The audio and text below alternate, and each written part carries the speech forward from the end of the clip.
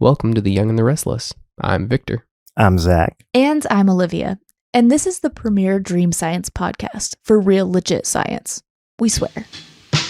Now I lay me down to sleep. I dreamt I had a soul to keep. And if I die before I wake, will that dream just go on for its own sake?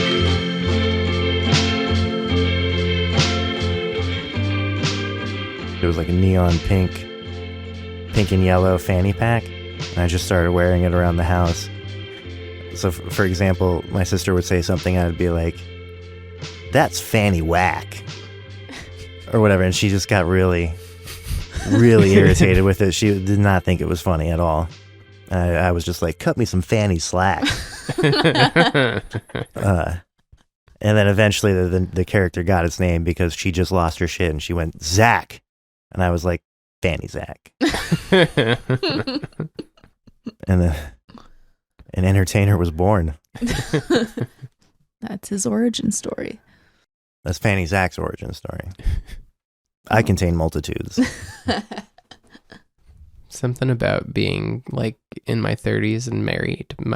My brain has just fully melted, and I just like wander the halls of the house like muttering inane bullshit to myself. And I'm just like rhyming things, and I'm rhyming words that don't work. Like I'm like breaking words to fake and like make fake rhymes. Real rhymes got boring. Yeah, I just muttering insanity to myself all day long. Sometimes singing Usually nonsense. talking to the dogs. Yeah. You're getting dad brain, dude. Oh yeah, no, big time dad brain. That's how the male body tells you that it's ready for a kid. Women ovulate and men just start like reading signs out loud. Wait, but speaking of kids and dad brain and mom brain, I don't know if you want to get into this on the pod, but Olivia, you texted me saying that you had a series of weird dream synchronicities. Oh, okay. Yeah. Oh, wait. Oh, yeah, we're going to do that? No, Okay. I was going to ask you. Yeah, I feel like Is this pod material or is this off? it's really weird. Yeah, probably. What do you think? Yeah. Like, I mean, who cares? Yeah. No, if you want to. Fuck it. Okay, we don't have to do that. Well, you can just tell me. What about that sounded like no? You just tell me pause. as your friend, and then we'll cut it if it's not. Okay. Okay, so this is gonna sound like a weird, disjointed thing that I don't know. I'll just tell you. Last week we were just sitting on the couch, and I was kind of doting on the dog, and Victor was like, "Oh, you'd be a good mom," and you said like you'd love being a mom. He just said it a couple times. It's like not a thing that like he says or that you've even really said before, I think. Normally he's like, "Don't go near a child." Yeah, it was just kind of like a tender moment where he's like, "You'd be a good mom." Usually I'm like, you just want to serve your own ego. This isn't about the kid. This is about you trying to sort through you should go to therapy. Trying to live vicariously through this dog. This is sick. This is sick what you're doing. Usually that's what I say. But that night I was feeling generous. And this is how she took it. Okay, so hear me out. Next morning, Victor wakes up from a vivid dream, which doesn't happen very often, looks at his phone, and there's an Instagram message from like the girl that Victor dated in high school. And it was like, "Hey, like, this is weird, but I had a dream about you. I had a dream that I was the midwife delivering your child." And she's a midwife in real life. And that she was delivering our child like via a surrogate.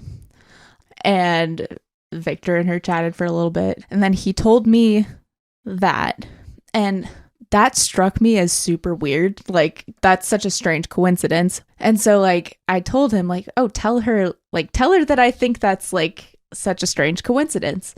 And so he did, and she came back with like, "Well, I wasn't gonna get into it, but since that resonated with you, sometimes a spirit of like a family member or like someone important to you will try to come through and be like born as your child. Like there's a dream spirit baby that is like maybe trying to send a message to you, and maybe you should try and have a baby right now. Right this second. Yeah. To try to, well, not live on the pod, but to... Depends on if the energy lags a little bit. She said, maybe this is a good time for you to try, which is like, all right, thanks. So that you can give birth to a family member? Yeah, I think that's a little weird too. But anyway, all of that happened.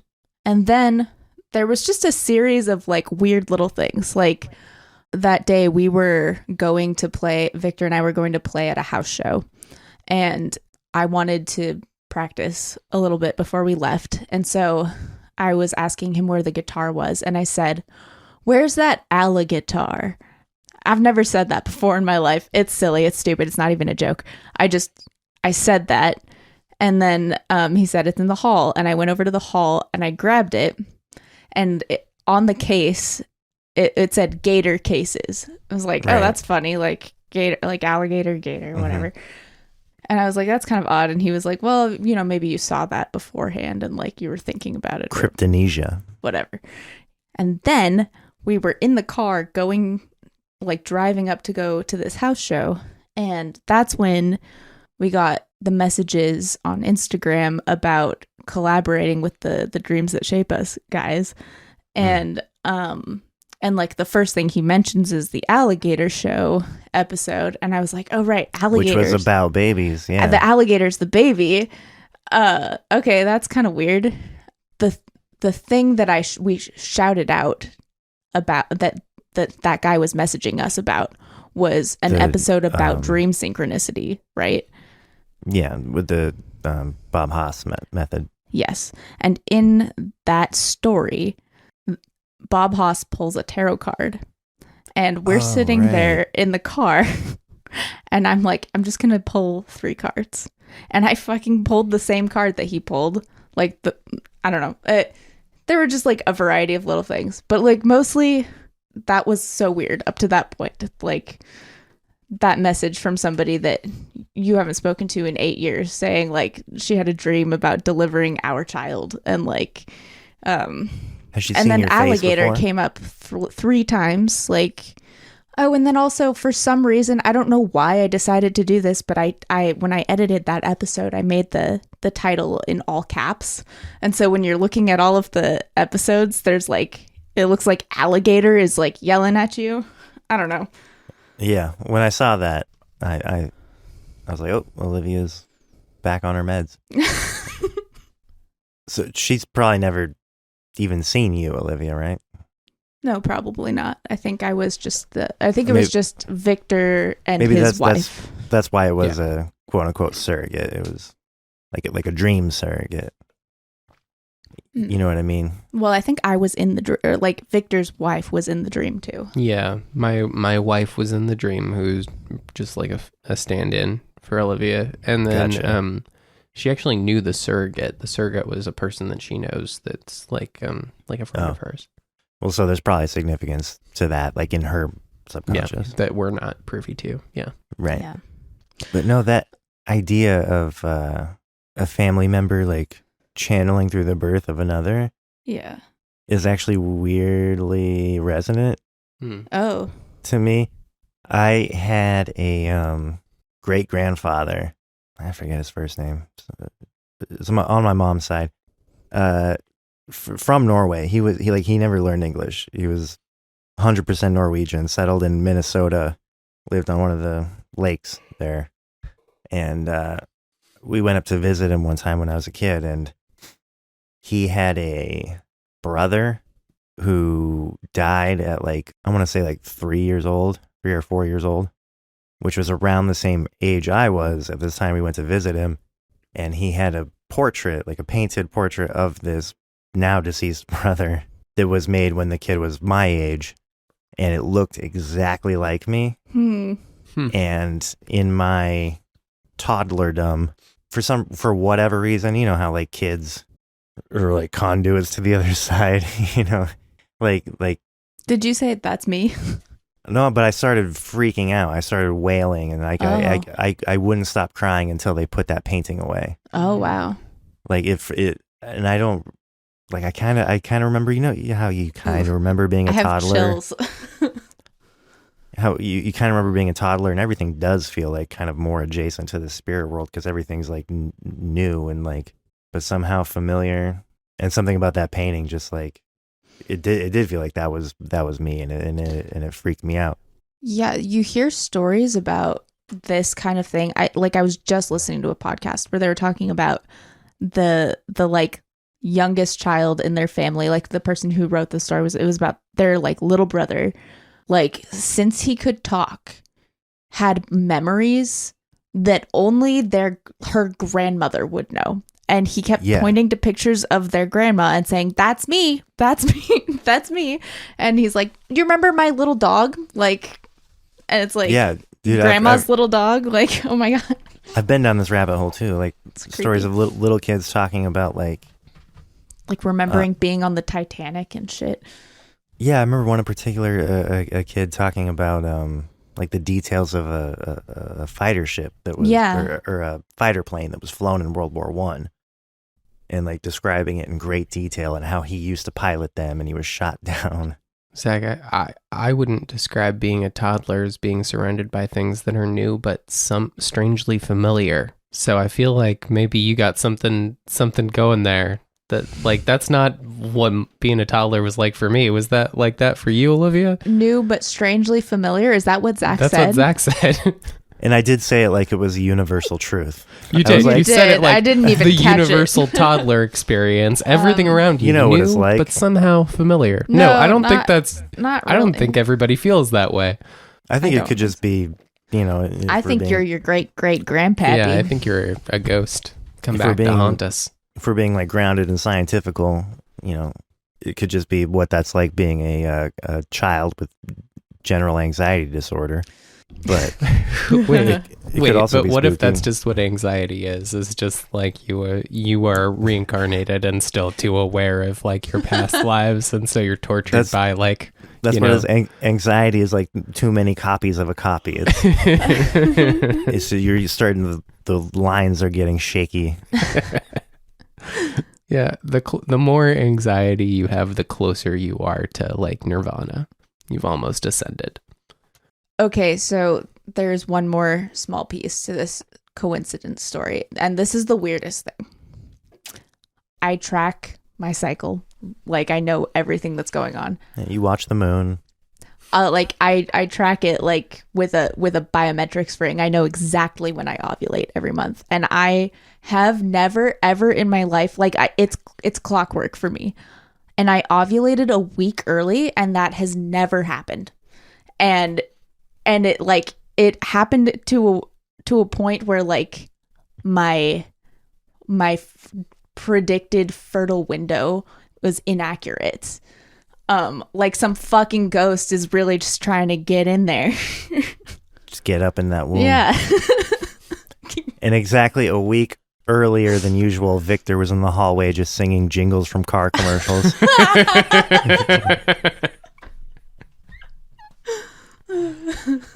All right. Get in the zone, auto zone. Gonna have me a little snow cone. So. Yeah, that's spooky. Women are spooky, aren't they? The dark continent, dude. So, y'all gonna try after this? Is that what I'm hearing? We weren't given much of a choice in this. Like, if things go back to regular on my with my body, you know, we'll see. Pull the goalie. I think the ghost was like, they're really not going to try. All right, we gotta kick things into gear. Can we make it happen a week early? You just wake up to poltergeist poking holes in your coffin. Oh my god.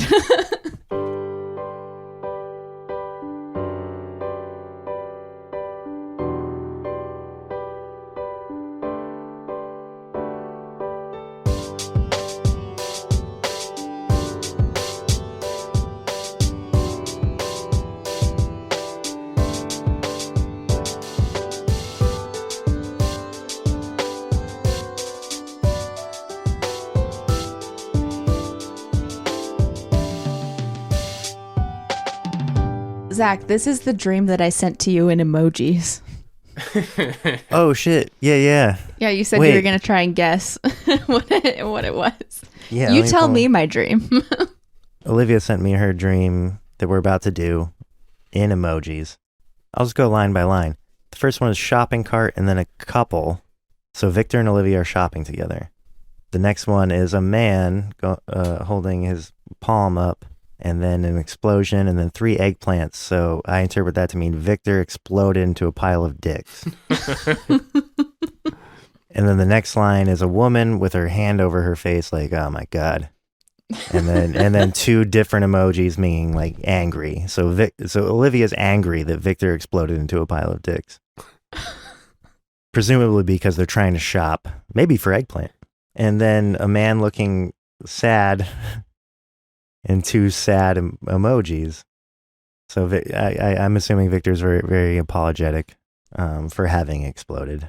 And then a woman of color suddenly is raising her hand because she has an idea. Because there's a light bulb, and then there's an eggplant, a knot, and like magic stars. So I'm gonna say, because they're in a grocery store, it's the cashier. This young lady has an idea about how to tie this pile of dicks back together magically, and then the last line is the same couple with a heart between them. So I'm assuming it worked.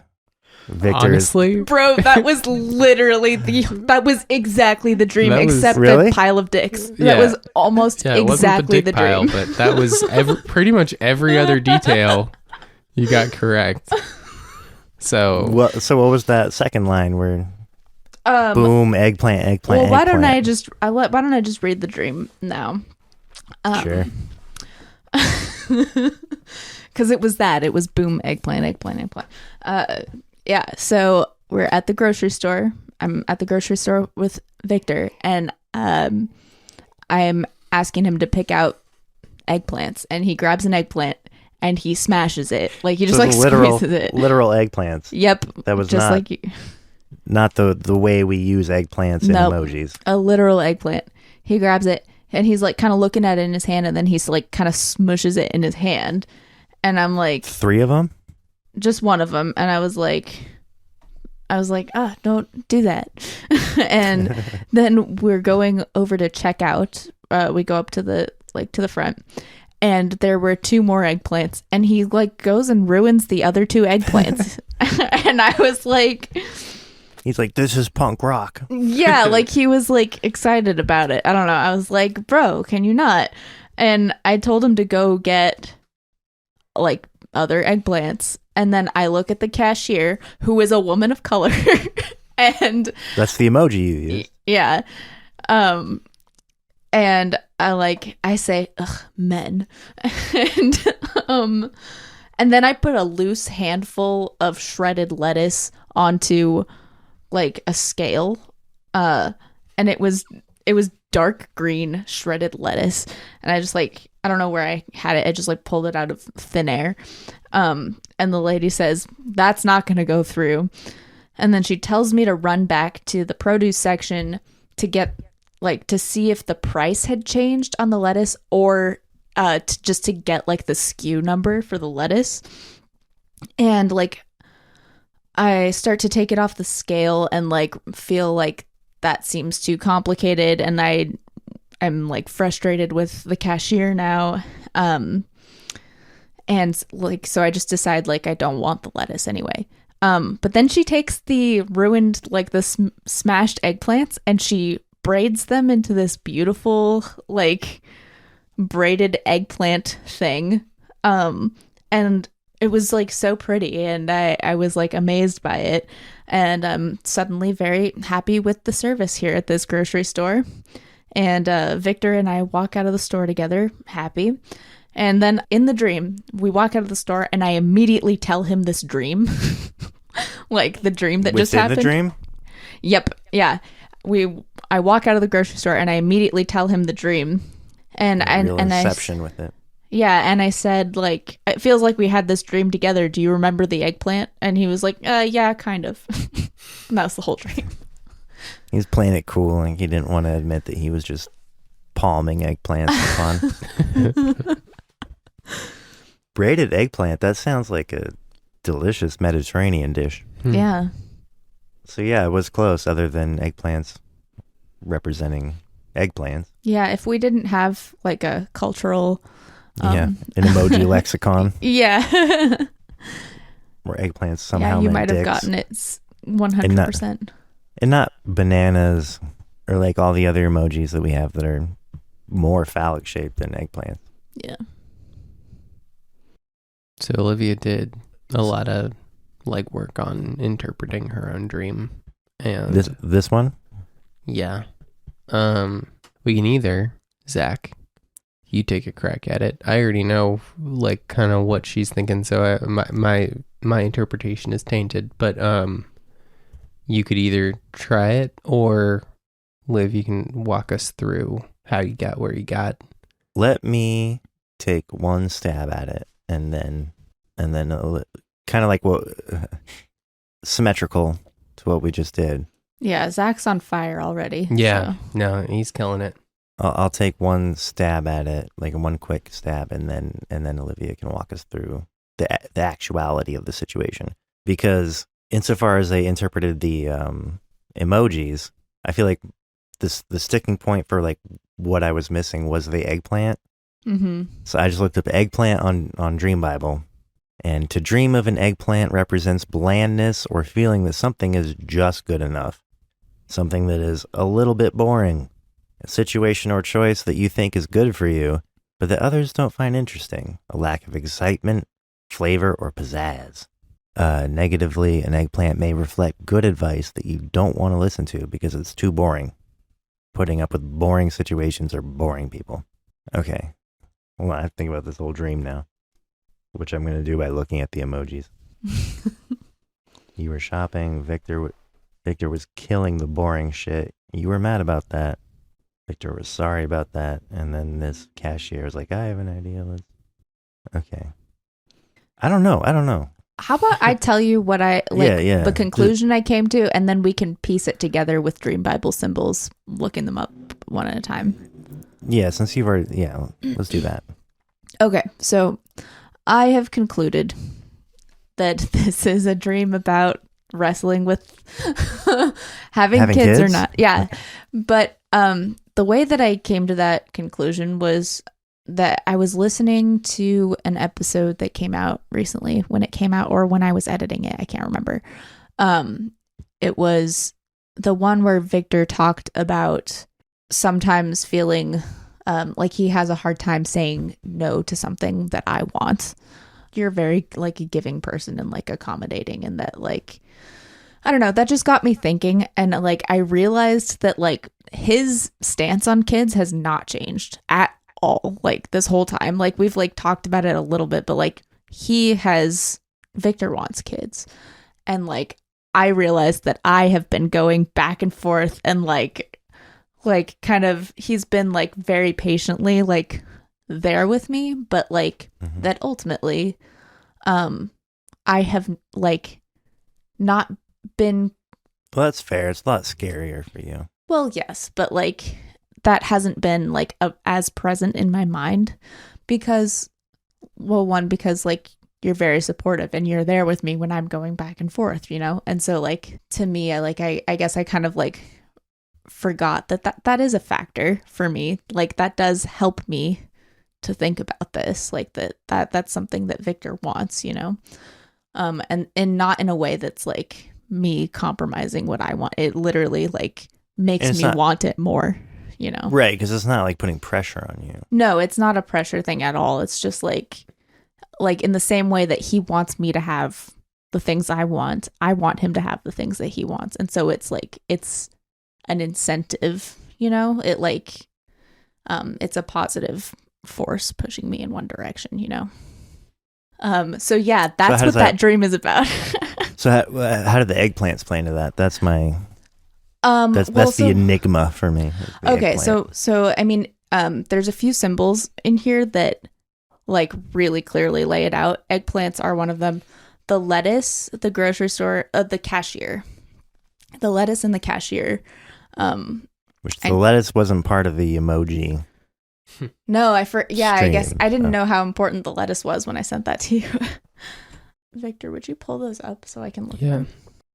Okay. So Like, I'd like to lettuce. hear how you guys see the But connections with those. Somehow the marketplace, the grocery store, like that does make sense to me. Like it does play as a environment in which you would be thinking about something like this. You know, you're making choices like almost like a consumer, but Oh, there's like some of these. I think lettuce is a choice. and that's what I always say. Lettuce is a choice. What does it say? To dream of lettuce represents choices that you feel aren't serious or won't bother anyone else. Issues that you feel that you don't feel are important enough to matter or cause conflict. Situations or choices that you assume will be agreeable to all. Not feeling that you need permission or need to ask someone what they think. An issue that you feel is a non-issue due to its perceived simplicity. So the That, idea of to me- shredding this. Oh, go ahead. I did not think about the shredded part. No, to me that feels like choices that you feel aren't serious or won't bother anyone else. You assume will be agreeable to all. That's me not considering his where Victor stands in that choice, and where Victor has been this whole time is that ultimately he does want to be a parent, and like I just haven't been. I've been really in my own head about like going back and forth about it, I guess. But yeah, the lettuce seems to be like a choice that you're not considering like the other people who it'll affect, And I decided to put the lettuce. I decided I didn't want the lettuce, or like that it wasn't worth dealing with. Yeah. And just to kind of speak for myself here, because you've said a couple of times, like Victor wants kids. Victor wants kids. Yeah. Let's hear from Like we've had more of a nuanced conversation than that, and there are like concerns, right, and like scenarios in which I would think that we should not have kids, and there's some health stuff that we need to take into account before we make that decision. And like there I am not like a hell or high water I want to have children person, like that's not where I'm at. But I have been consistent in that I've said like that you would like to be a dad. That I think that like in a couple of years, that I think that's something that assuming that we get past like whatever hurdles are there, that's something that I would like to do. Yeah. I've been consistent about that of like that it doesn't need to be right now, but it also, in a few years is a thing that I think that we would both want to do. Assuming there's not health stuff or other stuff that means we shouldn't. But I've been consistent about that. The lettuce is like Olivia's been thinking through this without thinking about that. She's been running through it as if it's like totally her own choice, which obviously right, because maybe she's subconsciously taking it for granted that you are just game. Right. Yeah. Regardless. Yeah, and that you are so agreeable. Like when I'm in a place where I'm like, I don't think I want to do that. You're not like, oh, but what about me? Like, you've never like made a case the other way or anything. Like you've been very much like riding my roller coaster of like back and forth and like been chill with that, which has made me like, I guess I kind of lost sight of like, oh yeah, no, actually this whole time you have been like saying that like you do feel good about doing that ultimately, Right. And that's not to say that if you didn't land in a place where you said, I definitely don't want kids, that I like wouldn't be with you. Yeah, I would be. No, and I don't feel that way either. Yeah, you can always adopt. Yeah. Or not. Or just kick back and have a good old time. Yeah. I don't remember what the context of the conversation was, but Olivia was the person that told me that sometimes when women give birth, their clitoris can split. Yeah. Yep. And so that's a good reason to not do it. When I learned that, I was like, damn, if that was even a remote possibility for men, that like if there was even a fraction of a possibility that your penis would split when you have a kid, the human race would go extinct. Yeah. It's true. Yeah. It's true. Yeah, if men had to give birth. We would be wrapping it up 3 times. We'd be using 3 Trojan and spermicide and have a vasectomy. The potential that having kids ruins our sex life has definitely been a topic of conversation. Mm-hmm. Yeah, I'm not about that. It might for a while. It'll come back. Will it? But it doesn't always. That's the thing. It doesn't always come back. But it's up to you. Right. It might be. That might be up to us. And if it is up to us, then I feel fine about that. Yeah, you can make it come back. But we can make it happen. When you're both operating on 2 hours of sleep a night, it might be gone for a while. Can we make it come back if her clit explodes, though? I don't know. I don't know about that.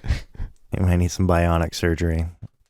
I've changed my mind, actually. We have the technology. We can rebuild it. Okay, but let's look at these symbols because there was a lot in there. The eggplants. Yeah, that's the part that I'm stuck on still. Because it seemed to represent like something that's bland but good for you. And I don't know how that plays into having kids. Good, or like good enough, just good enough. I think, if I remember correctly, and something that we've talked about is like our life is pretty good. We've got a pretty damn good life, and we could see ourselves just chugging along, doing what we're doing indefinitely, right? Mm-hmm. And so sometimes when we talk about doing something like different or bigger, like throwing a kid in the mix, it's like a big part of that equation is like, well, but what we have is so good. Do we want to give that, or do we want to like risk losing that or changing that, right? And so I think the eggplant of being like something that is good, but I mean, like, yeah, and you could see it as, oh yeah, it's a little bit boring. We've been doing the same thing for a while. If we keep doing the same thing for another, 40 years or however long I'm alive, depending on how much bacon I eat or whatever, like it's maybe a little boring. Boring's not bad, but it's maybe a little boring, It could become boring. Whereas like if you have a kid, it's like they're constantly going through growth and changes, and like every week is different, and then every month is different, and So the eggplant, smashing the eggplant. So me disrupting the eggplant would be like. That's what I was gonna say. Is do you think you as Olivia having the perspective of Victor as somebody who wants kids, smashing the eggplant, being like, I don't want boring. Yeah, and like, it was just him. I think what I got from it was that he was expressing like a want quietly, like gently. It was not like he was not throwing a fit or making a scene. He was just like squish, like he just like squashed it in his hand. And then he kind of looked at me with like this like little smile, like he thought it was like cute. Like I don't know, he like showed it to me, like look what I made. And then I was like no, bad Play-Doh. Like bad husband, put it back. Like and then he like kind of had like a sad, like you felt like dejected or like shut down. I shut you down in that moment. So like okay, this is coming together. This is coming together. Yeah. Let's see. Why there was something. The cashier a person of color? Oh, I don't know important? if I've looked that. I don't think so. That's relevant. Yeah. I don't think that's relevant, but like that's just the way that the cashier and the lettuce relate to each other. If I remember correctly, the grocery store you go to happens to have a diverse crew. It's diverse in my brain. What can I say? I don't see color. We value diversity in my subconscious. At Kroger. So like what I was saying though is, if I remember correctly, if you look in the Dream Bible, the cashier entry and the lettuce entry like kind of mirror each other. They like relate to each other. I can't help but picture, whenever I see shredded lettuce in the grocery store, I picture them putting it through like a Office Depot shredder. That's what it looked like. It looked like the Easter grass. Yeah. And And it was also a dark green color, which if I remember correctly, is like a negative, like selfishness. Yeah. Iceberg lettuce is usually light green. So lettuce is choices that you feel aren't serious or won't bother anyone else. And generally, like, the thing that seemed relevant was not feeling that you need permission or need to ask someone what they think, an issue that you feel is a non-issue due to its perceived simplicity, assuming it will be agreeable to all. So kind of thinking that you are making a choice that only affects you, only you care about. Wherever you land, it's all the same to everybody else.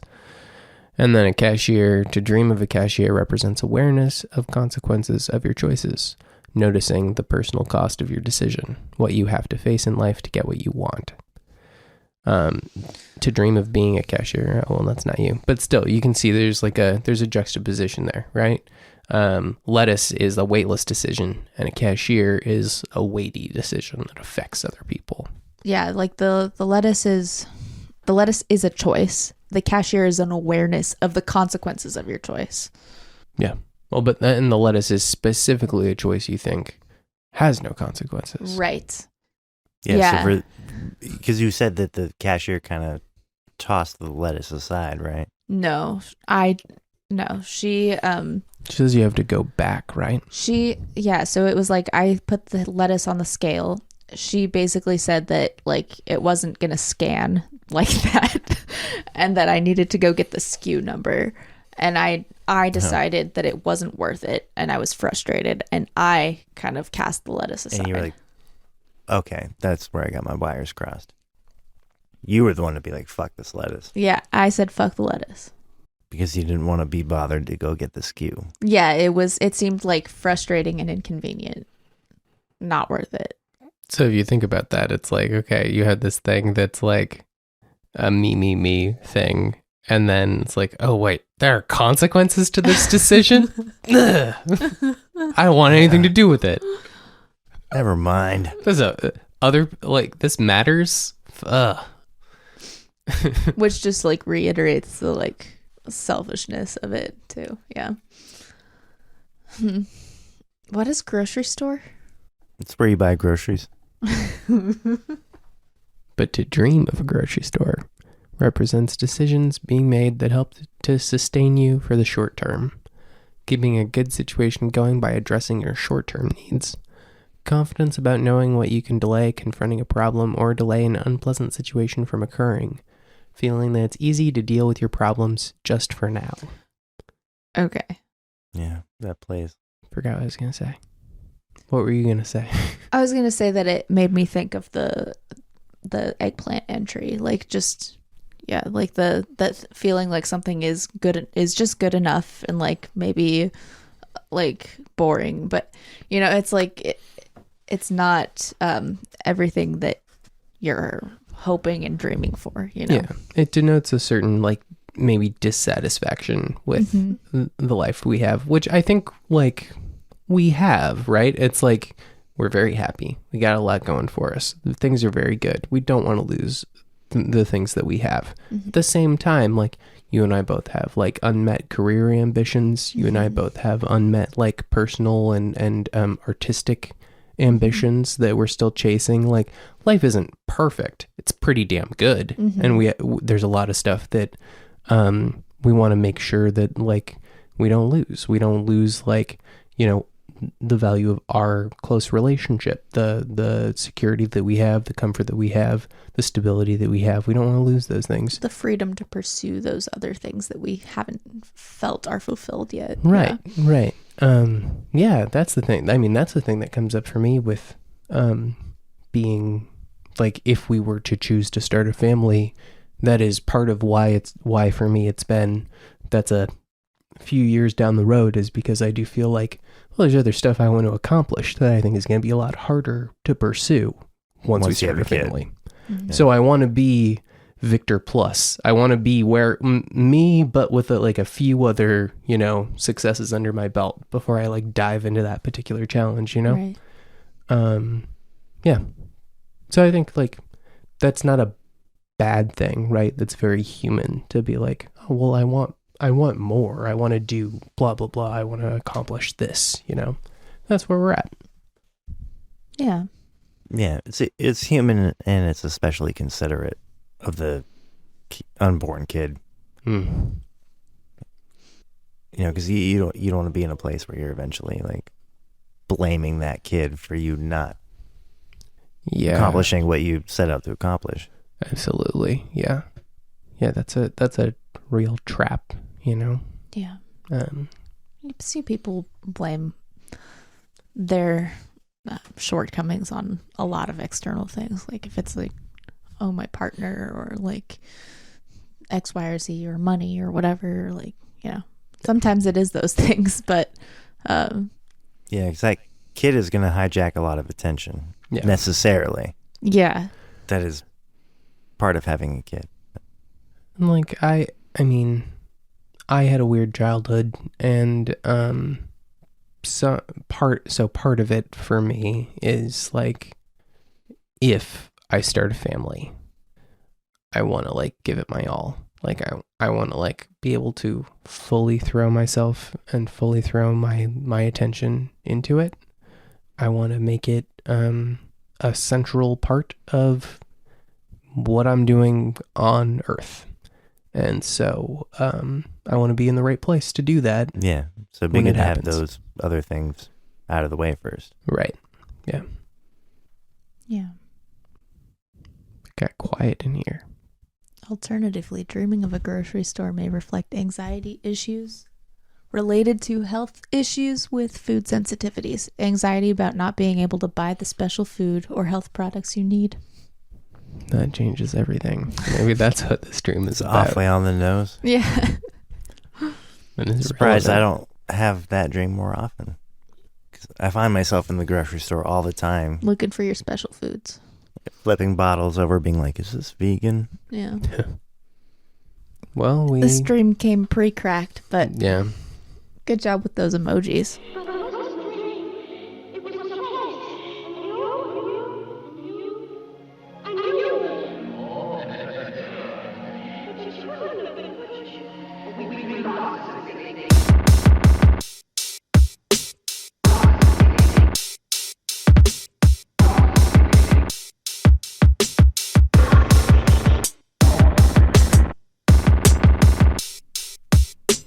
I had like another dream like right after that was really clearly about kids, because there were kids everywhere and pregnant people everywhere, and it was a dream featuring Pedro Pascal, and he was Is that the guy from Last Among Us or whatever? Last of Us, yeah.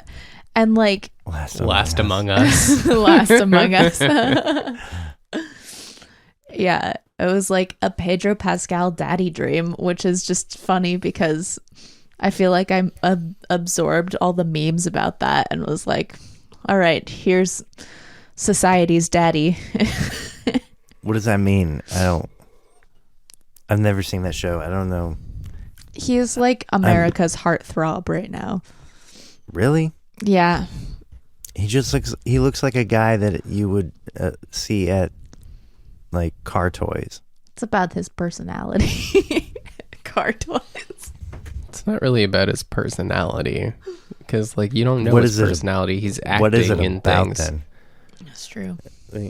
I don't know what I don't personally I don't feel like I personally get it. It's just like I've seen so much about it like pop up that I think it just infiltrated my dreams. Yeah, he just looks like the dude that you would see at the back of a quinceanera. I don't know. I get it. Yeah, he's nobody's dad. He's like a perpetual uncle. No, I mean he gets the daddy thing. I get the daddy thing. I get the appeal, is what I'm saying. Oh, no, I don't. He just looks like some dude at the DMV. Is it car toys, the DMV, or a quinceanera, Zach? All three are equally mundane to an adult. A quinceanera is not mundane. To an adult, it is. Have you been to a quinceanera recently? not that fun. No. You're just making sure kids don't blow themselves up with fireworks. But in my Pedro Pascal dream, we ended up on this like. You sure want Victor to hear this? He's heard it. He was like a boat cop taking me on like a ride along to find a body in a barrel, and Zach. I know the sexual energy is insane. And, you're gonna ride along, find a body. And we ended up on this beach at night, and it was like a party. It was like there was gonna let her keep talking like this? There was I'm into it. There was it was a festival celebrating dreams in my dream on the beach, and everyone was pregnant, and there were little kids everywhere. They were pregnant too? No, not everyone was pregnant except for the kids. And then suddenly I had a kid, and then there was like this kerfuffle where I needed to like throw some trash away, and like I like left my kid for 2 seconds, and then when I came back some lady was trying to take my kid. And then there was this scenario where like the authorities were like, "Who's your mom?" to the kid, and she like my kid like said that the other woman was her mom, which was a lie. And then this lady took the kid away. I know, that was my exact reaction. I was like, "You fucking brat." And then I like ran and was like, "Pedro, we gotta go." And then he hopped up. Yeah, I don't know. I guess he was. I don't know what his deal was. The father of your kids? No, I don't think he was the dad, but he was like the daddy. All right, that's the end of the episode. Yeah. Going to bed. Is that the end of the dream? Yeah, that was it. Yeah. Okay. What was the deal with the kid? The kid was like, "That no, that's my mom." And then wasn't there like another layer of bullshit? It's like I remember you came out of that looking really bad. Yeah. She did come out of this looking really bad. Let me see. The layer of bullshit is you having to compete with Pedro Pascal. Victor or Zach is really going to bat for you. Yeah, Victor's not threatened. Yeah, no, Victor's I'm fine. good. Yeah. Let me see. Oh, I also tried to tell people about the podcasts at the Dream Festival. Let's see. Oh, and there was a little kid that was like guessing the gender of their sibling because their parent was pregnant. And then I started talking to people about how kids are psychic. Yeah, no, the only other detail is that, like when I was like, "Pedro, we gotta go," like he jumped up and ran. I like remembered commenting, that I liked how that was written.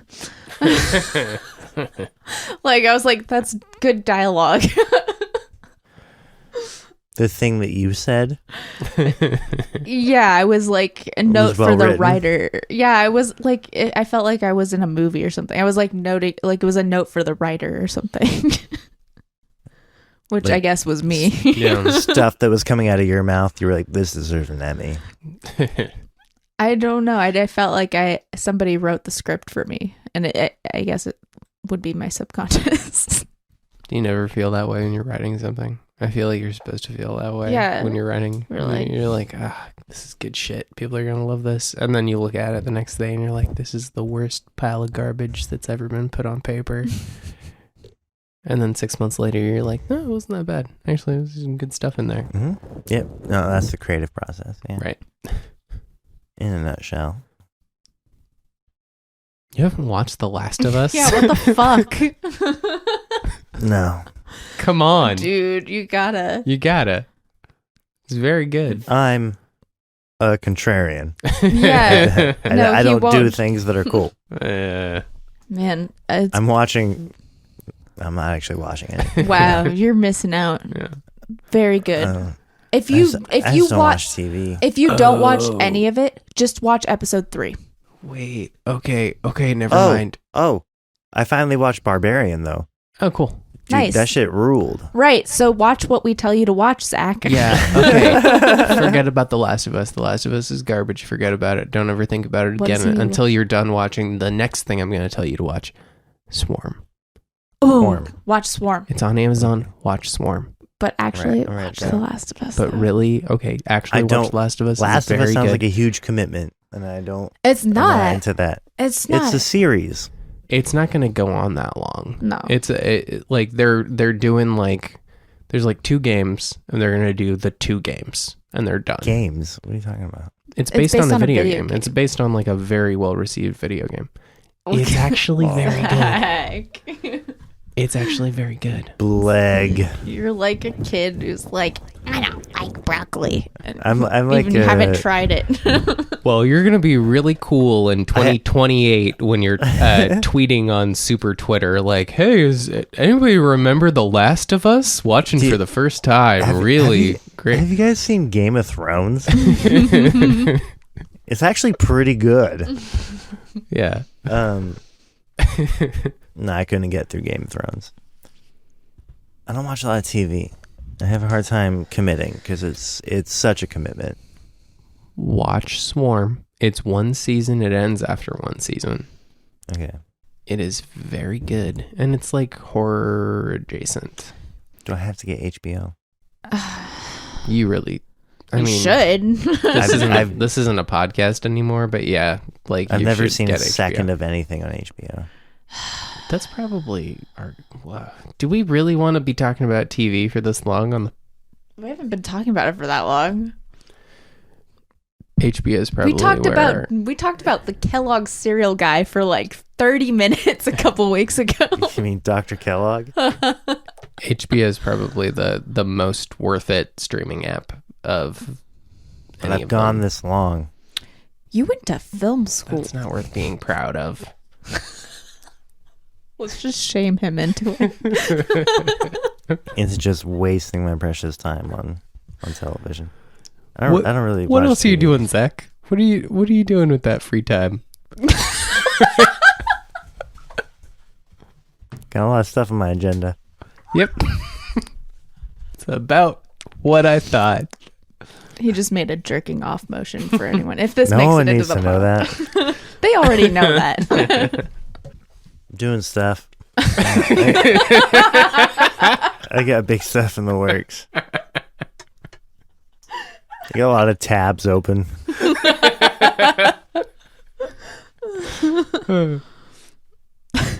No, I have a hard time getting into like television shows. A lot of the I can classics, Mad Men, Sopranos, the one about the women. No, what is the? Handmaid's Tale? Thank you, Handmaid. And the one about the women. I like how I knew what you were talking about. Maybe the most insensitive thing I've ever said. I gave all of Game of one Thrones. with the What's bitches. Yeah, Lady problems? What was that? you know, the one where they're all in the rag. The Game of Thrones.